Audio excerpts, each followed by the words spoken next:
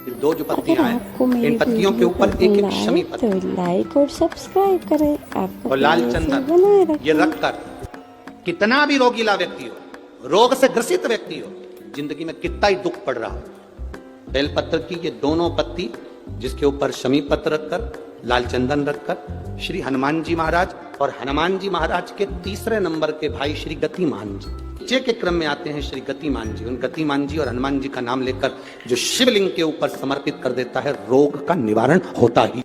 और बहुत ज्यादा संकट है, बहुत ज्यादा परेशानी है, तो हनुमान चालीसा का पाठ करो तो तिल्ली के तेल का दिया लगा, काली तिल के तेल का दिया, तिल का तेल का दिया, हनुमान जी के सामने आसन बिछाकर, बहुत तकलीफ है तो 3 पाठ प्रतिदिन करो। और एक आसन से जितने समय 9 बजे अगर आप बैठते हो पाठ करने तो 9 बजे ही बैठना है। 11 दिन तक प्रतिदिन 3 पाठ रोज करो। एक पानी का लोटा, कलश, तांबे का जल अर्थात तांबे का लोटा हो, स्टील का लोटा हो, तुम्हारे पास जो कलश हो उसमें जल भरकर, एक सिक्का उसमें पटक कर, एक लौंग पटक कर प्लेट से ढककर रख दो और प्रतिदिन बस टाइम पर बैठकर पाठ करो। 11 दिन पूर्ण होंगे, जिस कामना से आपने पाठ करा है बस वो सिक्का, वो लौंग कलश में से निकाल लो, जल का आचमन करो और जिस काम के लिए करा है वो जल उस प्रयोग में ले लो। उस प्रयोग, किसी से बात करने जाना है तो वो जल पी कर जाए, कोई से हाथ मिलाना है तो वो सिक्का, वो लौंग अपने हाथ में रखे, अपने साथ में। कई लोग कहते हैं हम तो बहुत दिनों से हनुमान चालीसा पढ़ रहे हैं, हम बहुत समय से राम रक्षा स्तोत्र का पाठ कर रहे हैं, हम बहुत समय से ये कर, अरे तो उसको नियम से तो करो। हनुमान चालीसा का प्रागट्य केवल एक दिल से की गई स्तुति, हनुमान जी महाराज की स्तुति, राम जी महाराज की स्तुति तुलसीदास जी ने केवल दिल से करी, केवल मन से। और ये नहीं कहते कि हनुमान चालीसा पढ़ोगे तभी भगवान, नहीं नहीं, आप दिल से अगर भगवान को पुकार लीजिए, आप दिल से पुकारो उसको, वो आएगा। और आज भी नियम है महाराज, जिसकी फैक्ट्री नहीं चलती हो, प्रॉपर्टी की आप खरीदारी बेचादारी करते हो, प्रॉपर्टी से जुड़ा हुआ काम करते हो, या लोहे से जुड़ा हुआ करते हो, या फैक्ट्री आदि का कर्म करते हो, कोई मैन्युफैक्चरिंग करते हो, वो नहीं चल रहा, तो हनुमान जी के उल्टे पांव का सिंदूर लीजिए और हनुमान जी के दूसरे नंबर के भाई गतिमान का नाम लीजिए। किसका नाम लेना है? गतिमान। गतिमान का नाम लेकर फैक्ट्री के बाहर या फैक्ट्री पर एक स्वस्तिक का निर्माण कर दीजिए, हनुमान जी के उल्टे पांव के सिंदूर और गतिमान का नाम। कभी आपकी फैक्ट्री कोई काम नहीं निकालेगी, उन्नति की ओर ही लेकर जाएगी, कभी घाटे की ओर नहीं जाएगी। गतिमान, रतिमान, केतुमान, मतिमान, ये जितने भी नाम है हनुमान जी के भाइयों के, ये सब कल्याण करते हैं, एक एक नाम कल्याण करते हैं हमारे। एक महाराज, वो जिन बच्चों को निमोनिया हो जाता है ना, सर्दी का कोटा रहता है, बहुत सर्दी बच्चों को लगी होती है, तो हर दिन 5-10 दिन में वापस दौड़ के डॉक्टर के पास लेके जाओ, फिर डॉक्टर के पास ले। वैसे तो डॉक्टर के पास बच्चे आजकल के जमाने के जाते हैं हर 15 दिन 20 दिन में, तो इसके पीछे वो चले जाए। एक हास्य व्यंग में हमसे पूछा किसी ने, महाराज जी आज के बच्चे बार बार हॉस्पिटल डॉक्टर के क्यों जाते हैं? तो हमने कहा देखो भैया, बच्चा जहाँ जन्म लेता है उनसे प्रेम ज्यादा होता है। पहले नानी के घर में पैदा होता था इसलिए नानी के घर ज्यादा जाता था, दादी के घर में ज्यादा पैदा होता था इसलिए दादी के घर ज्यादा जाता था। आज के बच्चे हॉस्पिटल में ज्यादा पैदा होते हैं इसलिए हॉस्पिटल ज्यादा घूमने जाते हैं। ये हास्य है। पर यदि बच्चे को सर्दी ज्यादा होती है, निमोनिया ज्यादा होता हो, ठंडा का कोटा ज्यादा रहता हो, तो पीपल के 5 पत्ते महाराज उस पर घृत लगाकर हनुमान जी के तीसरे नंबर के भाई व्रतिमान का नाम लेकर, व्रतिमान का नाम लेकर बच्चे की छाती पर एक वस्त्र से उसको बांध दीजिए, रात्रि भर बंधे रहने दीजिए महाराज। और बांधना कौन से दिन है? द्वादशी तिथि को, बस एक बार बांधना, उसके बाद सर्दी का कोटा नहीं रहता, बच्चा स्वस्थ अपने आप। व्रतिमान हनुमान जी महाराज के जितने भी भाई हैं सबका सुंदरकांड का पाठ घर में करवा रहे हैं, और पंडित जी को फोन लगा कर कह रहे हैं सबको मजा आना चाहिए। अब तुम पाठ करा रहे हो कि अब हम बोले व्यासपीठ से अच्छा थोड़ी ना लगेगा। अब बोलो री जीजियो सही है कि गलत है, और जीजा तुम भी बोलो रे सही है कि गलत है। अब ऐसी बात हम कहें अच्छा लगे? सुंदरकांड का पाठ करा रहे हैं और पंडित जी को फोन लगा के कह रहे हैं सबको मजा आना चाहिए महाराज। हम तो बहुत सारे सुंदरकांड करने वाले थे, परंतु हमने तुम्हारा सुना था कि तुम सुंदरकांड में बहुत मजा ला देते हो, इसलिए हम तुमसे करा रहे हैं। इसीलिए तुमसे करा रहा है। अब सुंदर कांड का पाठ, मेरे हनुमान जी की कथा, मेरे हनुमान जी का चरित्र मजा लेने के लिए नहीं है, मोक्ष लेने के लिए है। ये मजा करने का विषय नहीं है, ये मोक्ष पाने का विषय।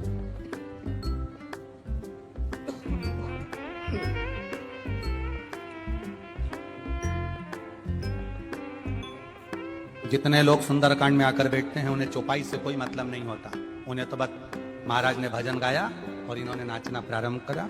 जिस सुंदरकांड में लोग ज्यादा नाच लें, समझ लो वो सुंदरकांड सफल हो गया। नहीं, शिव महापुराण की कथा कहती है भगवान शंकर का एक अंश अवतार है मेरे श्री हनुमान जी महाराज। जब आप हनुमान जी के नाम का उच्चारण करें, जब आप हनुमान जी के नाम की भक्ति करें, तब जैसे हनुमान के हृदय में राम निरंतर दौड़ते रहते हैं, उस समय पर आपके भीतर राम नाम दौड़ना चाहिए। तो समझो कि हनुमान की भक्ति प्राप्त, तो समझो कि हनुमान जी की भक्ति प्राप्त। एंजॉय के लिए नहीं, मजे के लिए नहीं, भक्ति के लिए। कल आपको कथा में कहा था, भीड़ बढ़ाने के लिए शिव पुराण में मत आना। कल भी कथा में कहा था और आज भी कराएं, भीड़ बढ़ाने के लिए शिव महापुराण में आने की जरूरत नहीं है। जिसको भीड़ बढ़ाने का शौक हो वहां चले जाओ। भीड़ बढ़ाने के लिए कभी शिव पुराण में मत आना, शिव पुराण में आओ तो भक्ति बढ़ाने के लिए आना कि मुझे शंकर का गुणगान करना है, मुझे भजन करना है, मुझे एक लोटा जल देवादिदेव महादेव को चढ़ाना है, मुझे शिव तत्व को प्राप्त करना है, मुझे शंकर का गुणगान करना है। मैं शिव पुराण से सीख कर जाऊंगी तो एकांतेश्वर महादेव को अगर कुछ नहीं चढ़ाऊंगी, 5 पेड़ की पत्ती तोड़कर चढ़ा दूंगी तो मेरा एकांतेश्वर राजी हो जाएगा। यह सीखना है हम। और मेरा विश्वास कहता है, जितने लोग आस्था चैनल पर कथा सुन रहे हैं, जितने फेसबुक पर कथा सुन रहे हैं, और जितने छत्तीसगढ़ की इस भिलाई की, इस पाट नगर की पावन भूमि पर कथा सुन रहे हैं, ये मेरा विश्वास कहता है, जिन्होंने एकांतेश्वर महादेव की कथा को सुना है, कभी एकांत में शिवलिंग मिल गया ना, तो ये मेरा विश्वास कहता है कि वो पेड़ की पत्ती तोड़कर जरूर चढ़ा कर आएगा, क्योंकि एकांतेश्वर से मुलाकात। कथा में जाओ तो कुछ सीख कर जाओ, कुछ प्राप्त कर कर जाओ। तो मालूम पड़ा कथा में से गए और जैसे कि जैसे ही पहुंच गए लंका में गए, चारों तरफ उन्होंने लंका में देखा, जहां देखो वहां असुर नजर आ रहे थे, जहां देखो वहां राक्षस नजर आ रहे थे, जहां देखो वहां केवल योद्धा नजर आ रहे थे, जहां देखो वहां पर सब असुर ही असुर दिख रहे थे। पर हनुमान जी की दृष्टि अच्छी थी, उन्होंने कहा हलवाई ने पूरा पर्चा लिखा है पर तुलसी का दल नहीं लिखा, तुलसी का दल मुझे ले जाना पड़ेगा। तो हनुमान जी ने पूरी लंका में सबसे पहले तुलसी का दल ही ढूंढा, विभीषण का घर ढूंढा, विभीषण का घर ढूंढा उन्होंने सबसे पहले, तुलसी का दल ढूंढा उन्होंने सबसे पहले। और वो तुलसी के दल को उन्होंने जब देखा तो वो तुलसी के दल को देखकर समझ गए कि इस पूरे लंका में कोई एक है जो भगवत भजन करने वाला है। फिर क्या देखा हनुमान जी ने कि विभीषण की धर्म पत्नी शर्मा दिया लेकर आई है और तुलसी के क्यारे में लगा रही है।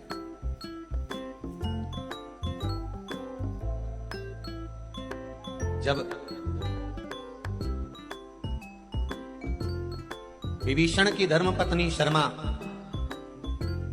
तुलसी के क्यारे में दिया लगा रही है तो हनुमान जी क्या देखते हैं कि उस समय पर कुंभकर्ण की धर्मपत्नी वहां पर ब्रज ज्वाला आकर खड़ी हो गई और उसने दिया उठाकर नीचे रख दिया।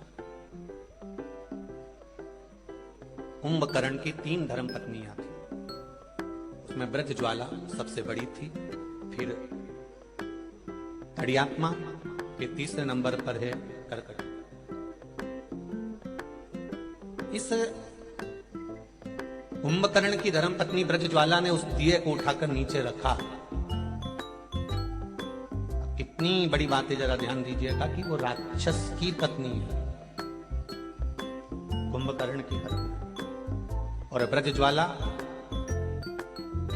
राजा बलि की लड़की भी है, एक रत्ना और एक ब्रजज्वाला। रत्ना बाद में पूतना बनी थी, रत्नमाला, और ब्रजज्वाला कुंभकर्ण की धर्मपत्नी। देखा उन्होंने कि ये ब्रजज्वाला आई और विभीषण की धर्मपत्नी शर्मा ने दिया लगाया और वो दिया इस ब्रजज्वाला ने उठाकर नीचे रख दिया, तो शर्मा को क्रोध आ गया, शर्मा को गुस्सा कि मैंने तुलसी जी में क्या रखा और इसने उठाकर नीचे रख दिया, थोड़ा सा क्रोध आएगा। जब आप गलत कर रहे हो और गलत करने वाले व्यक्ति को अगर थोड़ा सा सुधारा जाएगा, गलत करने वाले को थोड़ा सा संवारा जाएगा, गलत जगह से अच्छी जगह पर लाया जाएगा, तो थोड़ा ना थोड़ा क्रोध तो आएगा, उसको कोई नकारा नहीं कर सकता।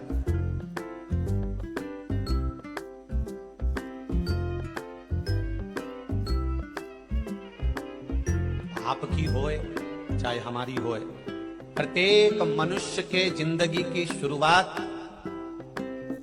प्रत्येक मनुष्य के जिंदगी की शुरुआत रोने से होती है। कैसे होती है? बोलो बोलो, जम के बोलो। रोने से। माता के गर्भ से बाहर निकले और रोना चालू कर दिया। प्रत्येक मनुष्य के जिंदगी की शुरुआत, चाहे साधु, सन्यासी, तपस्वी, साधक, उपासक, महात्मा, ब्राह्मण, क्षत्रिय, वैश्य, शूद्र, संसार का जो मानव है, जो संपूर्ण मानव जगत है, इस मनुष्य की शुरुआत रोने से होती है। जब माता के गर्भ से पैदा होता है तो सबसे पहले रोता है। अगर नहीं रोएगा तो डॉक्टर सिस्टर उसको थप मार के चिमटा फोड़ के रुलाएंगे, क्योंकि रोएगा तो स्वस्थ रहेगा, तो उसको रुलाया जाता है। प्रत्येक मनुष्य की जिंदगी की शुरुआत रोने से होती है। प्रत्येक मनुष्य का जीवन रोने से चालू होता है। जब परमात्मा ने ये लिख कर भेजा है कि तेरे जन्म पर तू रोएगा, तो फिर दुख आए तो टेंशन क्या लेना कि जरा जरा सी बात में रोना, क्योंकि हम ये जान जाए कि जिंदगी की शुरुआत रोने से हुई है, तो थोड़े बहुत दुख से हमें रोना नहीं आना चाहिए, क्योंकि हमारी शुरुआत ही दुख से और रोने से प्रारंभ हुई है। तो क्या टेंशन? विवाह शादी में देरी हो रही हो, या कोई नया कार्य चालू कर रहे हो उसमें देरी हो रही हो, या कोई सर्विस के लिए, नौकरी के लिए जा रहे हो और वो कार्य नहीं हो रहा हो, तो एक धतूरा, केवल एक धतूरा, उस धतूरे को फोड़कर उसके अंदर का फल निकालना, उस फल को शिवलिंग पर चढ़ाकर एक लोटा जल शंकर भगवान को समर्पित करना। दिन होना चाहिए मंगलवार। कौन सा दिन होना चाहिए? जम के बोलो जरा, मंगलवार। ध्यान दीजिएगा, पंचमुखी हनुमान का एक स्मरण, पंचमुखी हनुमान का एक भाव। महाराज, जैसे बहुत ज्यादा तकलीफ अगर व्यक्ति को हो गई है, बहुत कष्टमय जीवन चल रहा है, हार गए हर जगह से और तकलीफमय जीवन चल रहा है, तो पंचमुखी हनुमान का एक शिव महापुराण का और स्कंद पुराण का एक बड़ा सुंदर मंत्र है। उस मंत्र को आप सब एक बार हमारे साथ में बोलें। ओम नमो हनुमते रुद्र अवताराय सर्व शत्रु संहारणाय सर्व रोग हराय सर्व वशीकरणाय रामदूताय स्वाहा। बस इस मंत्र को हाथ में काली तिल लेकर, एक जौ लेकर और गूगल लेकर, थोड़ा सा इसमें गाय का घी डालकर, कंडे को या अग्नि को जलाकर इस मंत्र का 11 बार 21 बार जाप कर कर अपनी कामना कर कर छोड़ दीजिए। कैसा भी रोग हो, बीमारी हो, कष्ट हो, दुख हो, तकलीफ हो, 21 दिन के अंदर वो आनंद आना प्रारंभ कर देता है। इस मंत्र, स्कंद पुराण का, शिव महापुराण का ये मंत्र मूल पंचमुखी हनुमान सुख देंगे। और एक और चीज याद रखिए महाराज, यदि कोई काम के लिए जा रहे हो, कोई व्यापार के लिए जा रहे हो या नौकरी करने के लिए जा रहे हो और लगी नहीं रही, बहुत तकलीफ पा रहे हो, सर्विस ही नहीं लग रही, बहुत कष्टमय हो गया, तो निवेदन करूंगा 5 पीपल के पत्ते पर बेसन के 5 लड्डू घर में बने हुए, गाय के घी के 5 लड्डू रख लो। उस लड्डू के बीचों बीच एक आटे का दिया और उसमें तिल्ली का तेल डालकर इसी मंत्र का प्रयोग कर कर पंचमुखी हनुमान का किसी भी हनुमान के मंदिर में जाकर, दक्षिण मुखी हनुमान के मंदिर में जाकर उसको रख कर आ जाइए। इसके बाद आप उस काम के लिए जाइए, आपका काम सफल हो जाएगा। आपको किसी को नहीं कहना पड़ेगा कि हाथ जोड़ना नहीं पड़ेंगे, किसी के पांव नहीं पड़ना पड़ेंगे, तुरंत काम होगा। बस इस मंत्र का स्मरण कर कर पंचमुखी हनुमान का भूतेश्वर जो मंत्र है वो सुख देने वाला। आप लोग कथा में श्रवण करे हैं पूर्व में, हनुमान गतिमान रतिमान मतिमान वर्तिमान, ऐसे हनुमान जी के कई भाई हुए, कई भाई हनुमान जी के हुए। और हमने पहले भी कहा है, जिसकी फैक्ट्री ना चलती हो, बहुत दुकान ना चलती हो, तो हनुमान जी के पांव का थोड़ा सा सिंदूर लेकर, यदि उस सिंदूर को किसी भी फैक्ट्री या दुकान में हनुमान जी के छोटे भाई गतिमान के नाम से अगर एक बिंदी भी सिंदूर की रख दी जाती है, तो वो दुकान और फैक्ट्री भी झड़के से चलना प्रारंभ हो जाती है। गतिमान हनुमान जी के छोटे भाई, एक हनुमान जी के छोटे भाई हैं मतिमान। जब व्यक्ति डिप्रेशन में जाता है, एकाग्र चित्त नहीं रह पाता है, पढ़ने बैठता है पर एकदम मन नहीं लग पाता है, तो मतिमान का स्मरण किया जाता है, हनुमान जी के तीसरे नंबर के भाई का, मतिमान। और कहते हैं एक दुर्वा यदि मतिमान के नाम से शंकर भगवान की शिवलिंग पर चढ़ा दी जाए और उसी दुर्वा को वापिस लेकर आया जाए, अंधेरा होने से पहले, सूर्य अस्त होने के पहले, शाम के प्रदोष के पहले यदि उस दुर्वा को उस व्यक्ति को चबा चबा कर खिला दो, तो डिप्रेस हो रहा है, डिप्रेशन में है, चिंता में है, टेंशन में है, और उसका विवेक काम नहीं कर रहा, बुद्धि स्थिर नहीं हो पा रही है, या पढ़ने में मन नहीं लग पा रहा है, तो उसको आप एक दुर्वा मतिमान, हनुमान जी के तीसरे नंबर के भाई मतिमान के नाम से अगर खिला देते हैं, तो उसकी बुद्धि केंद्रित होना प्रारंभ हो जाती है और वो डिप्रेस से हटना प्रारंभ हो जाता है, मन स्थिर होने लगता है। मतिमान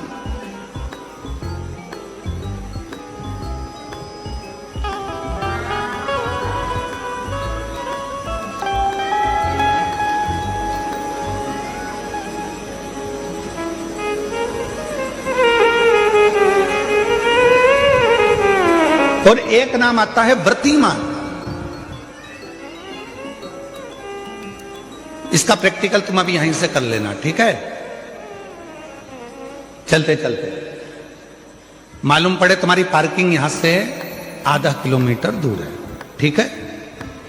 अरे बोलो तो जम के, आधा किलोमीटर दूर तुम्हारी पार्किंग है और तुम्हारी उम्र लगभग बहुत हो गई, मालूम पड़े तुम थोड़े वृद्ध हो गए हो और तुम्हारा घुटना दुख रहा है, तुम्हारी कमर दुख रही है, चलते चलते बड़ी मुश्किल से तुम कथा स्थल तक पहुंचे हो। अब मन में आ रहा है कि मुझे वापस पार्किंग तक जाना है, कैसे जाऊंगी, पाँव तो दुख रहा है। तो एक काम आज चलते चलते करना कि कहीं सीवर वाला महाराज झूठ तो नहीं बोल रहा है, तो प्रैक्टिकल करके जाना। क्या करोगे, यहां से जाते समय आप जब जा रहे हो और आपके शरीर का कोई अंग जब दुख रहा है, तो श्री शिवाय नमस्तुभ्यम कहकर श्री व्रतिमान हनुमान का स्मरण कर। किसका स्मरण करना है? जम के बोलो, व्रतिमान हनुमान। व्रतिमान हनुमान का स्मरण करके कहीं पर भी बैठकर अपने पांव की छोटी वाली जो उंगली है उसको जम के दबाना, और दबाने के बाद चल देना। जिस जगह पर भी दर्द हो रहा होगा, मेरा बाबा आपको मंजिल तक पहुंचाएगा, दर्द होने नहीं देगा। कल नहीं करना, प्रैक्टिकल आज ही करना। काल करे सो आज कर।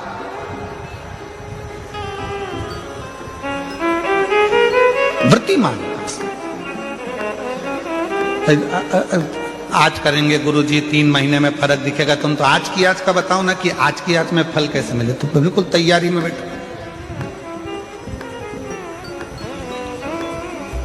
जाते जाते व्रतिमान हनुमान भगवान श्री शिवाय नमस्तुभ्यम का स्मरण कर कर एक ऊर्जा के साथ, ताजगी के साथ चलते जाओ। शिव थोड़ा बहुत नहीं देते। मेरे भगवान पार्वती शिव की साधना करेगी तो वो भाग्य पलट भी सकता। शिव की साधना से भाग्य पलट।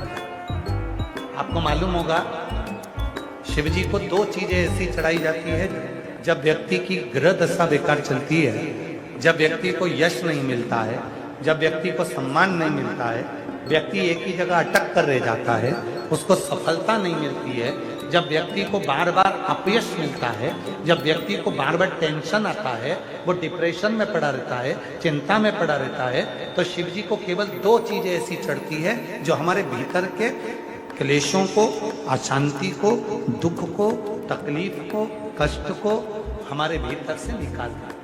एक है धतूरा और दूसरे नंबर पर है शमी का पुत्र, शमी का पत्र। एक धतूरा और दूसरे नंबर पर शमी का पत्र। ये जो शमी का पत्र होता है,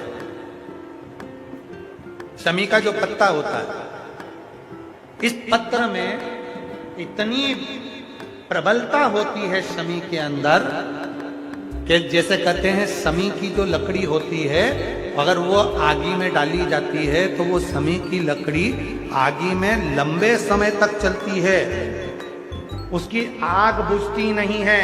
सारी लकड़ियों की आग जल्दी बुझ जाती है, पर शमी की लकड़ी की आग लंबे समय तक चलती है। उसी तरह एक शमी का पत्र, जब हमारे भीतर बहुत क्लेश होता है, अशांति होती है, टेंशन होता है, डिप्रेशन होता है, जब मन में अशांति होती है, चिंता होती है, व्याधियां आती हैं, तो एक शमी का पत्र जब हम भगवान देवाधिदेव महादेव को समर्पित करना चालू कर देते हैं, तो हमारे भीतर की जो भी तकलीफें हैं, कष्ट हैं, बीमारियां हैं, रोग है, ये सब धीरे धीरे कटना प्रारंभ हो जाता है। एक शमी के पत्र में, एक शमी के पत्र में वो बल होता है, एक धतूरे में वो बल होता है। धतूरे को भी तीन तरह से चढ़ाया जाता है। जब घर में बहुत क्लेश होता है, अशांति होती है, तो धतूरे को चढ़ाने के बाद शिव जी पे जल चढ़ाया जाता है। जब कोई घर में बड़ी बीमारी आ जाती है और डॉक्टर ने कह दिया कि इसकी तो ऑपरेशन ही कराना पड़ेगा, इसको कहीं ना कहीं तकलीफ ज्यादा ही है और ऐसा लग रहा है कि बहुत तकलीफ में जाएगी ये बीमारी, उस समय पर धतूरे में लाल चंदन और पीला चंदन लगाकर शिव जी को चढ़ाया जाता है। और तीसरे नंबर पर जब घर के लोग सब अलग अलग दिशा में जाने लगे, ना ये हमारी सुने ना वो हमारी सुने, सब अलग अलग दिशा में भाग रहे हैं, तब धतूरे के साथ 5 काली तिल को डालकर धतूरे पर शिव को समर्पित करना प्रारंभ किया जाता है, तो सब ठीक होना प्रारंभ। 3 क्रम धतूरे, 3 क्रम धतूरे।